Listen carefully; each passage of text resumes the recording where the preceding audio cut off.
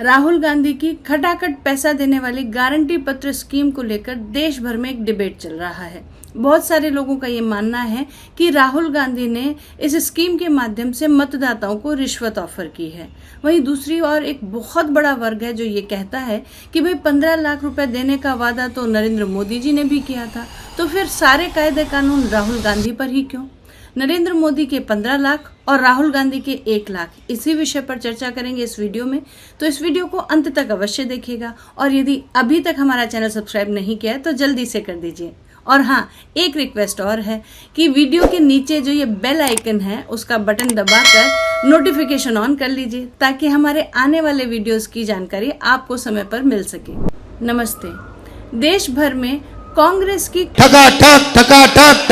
पैसा देने वाली स्कीम का भुगतान लेने के लिए कांग्रेस के कार्यालयों के बाहर लंबी लंबी लाइनें लगनी प्रारंभ हो गई हैं और इसी के साथ एक डिबेट भी कि क्या कांग्रेस की ये गारंटी पत्र वाली स्कीम मतदाताओं के लिए रिश्वत थी, और यदि थी तो क्यों न कांग्रेस के 99 सांसदों को अयोग्य घोषित किया जाए। इसी संदर्भ में दिल्ली के एक वकील ने तो राष्ट्रपति महोदया को एक पत्र लिखकर याचिका भी दे दी है कि कांग्रेस के सभी सांसदों को अयोग्य घोषित किया जाए, क्योंकि कांग्रेस ने अपने मतदाताओं को रिश्वत दी है, जो कि जन प्रतिनिधित्व अधिनियम 1951 की धारा 123(1) के अंतर्गत अपराध है। क्या आपको भी ऐसा लगता है? क्योंकि यहाँ बात आती है कि मोदी जी ने भी तो 15 लाख देने का वादा किया था और बात सही भी लगती है, और इसीलिए हमने चेक किए मोदी जी के वो सारे वीडियोस जहाँ पर उन्होंने 15 लाख देने की बात कही थी। तो आप भी देखिए कि मोदी जी ने आखिर 15 लाख के संदर्भ में क्या कहा था।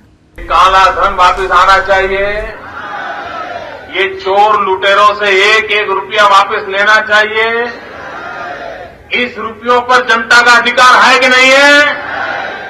ये रुपया जनता के काम आना चाहिए। अरे एक बार ये जो चोर लुटेरों के पैसे विदेशी बैंकों में जमा है ना, उतने भी हम रुपये ले आए ना, तो भी हिंदुस्तान के एक एक गरीब आदमी को मुफ्त में 15-20 लाख रुपए भी मिल जाएगा। इतने रुपये। आइए अब देखते हैं कि राहुल गांधी की खटाखट स्कीम की जो घोषणा की गई थी उसमें राहुल गांधी ने स्वयं क्या बोला था। 4 जून इंडिया की सरकार बनेगी और 4 जुलाई 9 बजे सुबह लाखों परिवारों के बैंक अकाउंट में 8,500 रुपए का टैक्स अंदर जाएगा। एक बार नहीं, जुलाई, अगस्त, सितंबर, अक्टूबर, नवंबर, दिसंबर चलता जाएगा। टकाटक टकाटक टकाटक टकाटक टकाटक। आए बहनों, करोड़ों लाखपति बनाने हैं। इन्होंने 22 अरबपति बनाए, मैं आपको बता रहा हूं हम करोड़ों लाखपति बनाएंगे। मोदी जी और राहुल गांधी दोनों का वीडियो साथ देखने में आपको एक अंतर समझ में आया होगा कि मोदी जी ने जो प्रति व्यक्ति 15 से 20 लाख का आंकड़ा दिया है वो इस बात को समझाने के लिए दिया था कि हमारे देश से कितना काला धन जो है वो स्विस बैंक में जमा हुआ है, और उसी संदर्भ में उन्होंने ये बोला कि अगर हमारे देश के एक एक व्यक्ति को 15-20 लाख रुपए दिए जाएं तब भी वो पैसा जो है बच जाएगा। यानी इतना हमारे देश का धन स्विस बैंक में भरा हुआ है। और दूसरा उन्होंने बोला कि इस सारे पैसे पर जो है देश की गरीब जनता का अधिकार है। लेकिन अपने पूरे अभिभाषण में मोदी जी ने कहीं भी ये गारंटी नहीं दी कि लोगों के अकाउंट में 15-15 लाख रुपए आएंगे।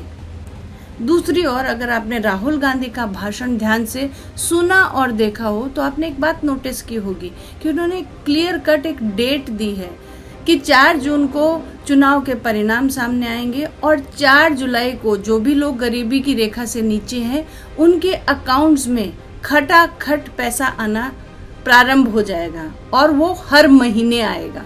और राहुल गांधी के भाषण की पुष्टि करते हुए कांग्रेस कार्यकर्ताओं ने घर घर जाकर गारंटी पत्र वितरित किए, जो कि पैसा मिलने के दावे को और भी पक्का करता है। और अब थोड़ा उन करोड़ों लोगों के बारे में सोचिए जो दिन भर मेहनत करते हैं, पैसा लाते हैं, तब कहीं जाकर शाम को उनके घर में चूल्हा जलता है। उनके लिए अगर घर बैठे उनको पैसा मिलता है तो उससे बड़ी रिश्वत और क्या हो सकती है। वैसे देखा जाए तो सन 1971 में राहुल जी की दादी ने देश को गरीबी हटाओ का नारा दिया था, लेकिन वो एक चुनावी खोखला नारा बनकर रह गया, क्योंकि आज कांग्रेस के देश पर 55 साल राज करने के बाद भी देश में लगभग 23 करोड़ लोग गरीबी की रेखा के नीचे आते हैं। यदि समय मिले तो सोचिएगा कि अगर कांग्रेस की सरकार आ गई होती तो हाइपोथेटिकली आज देश को प्रति वर्ष 23 लाख करोड़ अतिरिक्त खर्चा करना पड़ता। अब ये 23 लाख करोड़ एक्स्ट्रा पैसा कहाँ से आते? आपके और हमारे जैसे टैक्स पेयर से। तो हमारी जेब तो कट गई होती। बच गए ना आप। तो ऐसे और वीडियोस के लिए हमारे साथ बने रहिए और इस वीडियो को लाइक और शेयर करना मत भूलिएगा। नमस्ते।